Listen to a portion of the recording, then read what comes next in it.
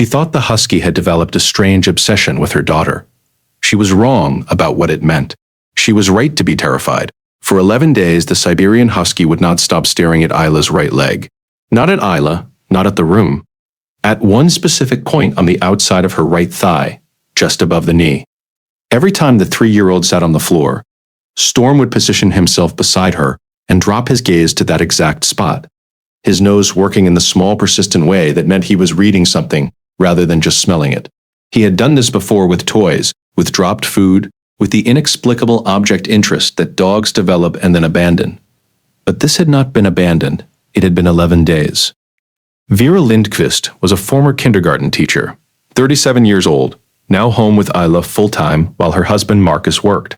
She was not a person who missed things. She was the parent who noticed a small shift in Isla's gait, 2 months before the pediatrician confirmed she needed orthotics. She was the parent who flagged the ear infection before any fever arrived. She paid attention. It was the central organizing principle of how she moved through her days. She had noticed Storm's behavior by day 3. She had attributed it to something reasonable by day 4. Storm had always been the dog who got attached to objects that carried Isla's scent. Her blanket, her stuffed polar bear, the pair of yellow boots she wore through September. He was 4 years old, ice blue eyes, the kind of dog that strangers photographed on walks. He was not, by any previous measurement, the kind of dog who stared. She posted about it in the family pet group she was part of online. 53 responses in 2 hours.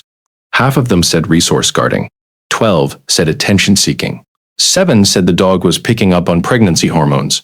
She was not pregnant. One person said, check the leg. Vera read that comment at 9:47 p.m. on day 11. She told herself it was a long shot.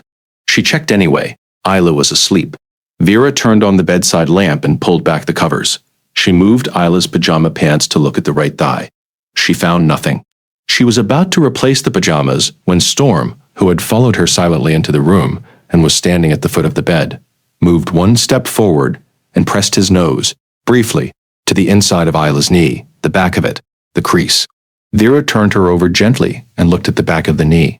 A circular rash pale at the center, slightly raised at the edge, approximately 4 centimeters across. Small, easy to miss beneath a 3-year-old's active daily covering of leggings and knit tights. She had not seen it because she had not known to look in the crease. She took a photograph with her phone. She sent it to their pediatrician's emergency line. She sat on the floor beside Isla's bed, with Storm's head in her lap, and did not sleep. Dr. Priya Mehta, their pediatrician, called at 7:15 the next morning. The phrase she used was classic presentation. She said, bring her in this morning. Don't wait for the evening. Lyme disease. Borrelia burgdorferi. The tick that had embedded itself in the crease behind Isla's knee had been there long enough to transfer bacteria before being dislodged. Probably during a bath, Isla's baths being the kind of event that involved considerable motion and splash. The rash had been visible for approximately 5 days. Isla had been, in the way that young children often are in the early stages of Lyme, tired and a little less herself, things Vera had attributed to the change of season and the new routine of preschool. If you stay for stories about what animals sense before we do, you're in the right place. Subscribe so you don't miss the next one.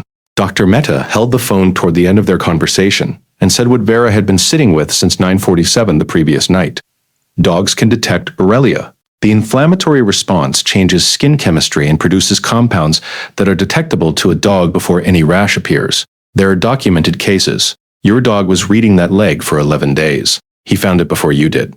Vera sat in the car in the pediatrician's parking lot and opened the photo album on her phone and went backward through 11 days of ordinary photographs. Isla at breakfast. Isla at the park. Isla and Storm on the living room rug. The same afternoon light. Storm's ice blue eyes consistently tracking to the same place on Isla's leg in every image where they were seated together. 11 photographs, 11 days. The same location on the same leg. Has your dog ever focused on a specific spot on your child's body for days without explanation?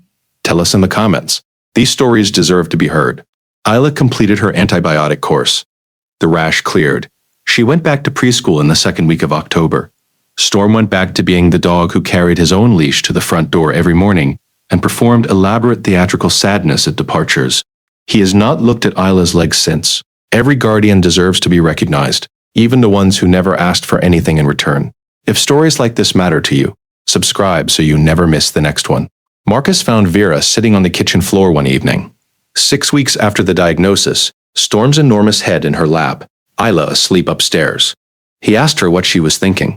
She said, "I almost separated them. In week 2, when the staring was driving me to distraction, I almost started keeping them in different rooms." She stroked Storm's ear. He found it before the rash was visible. "I could have moved him away from the only thing in the house that was paying attention."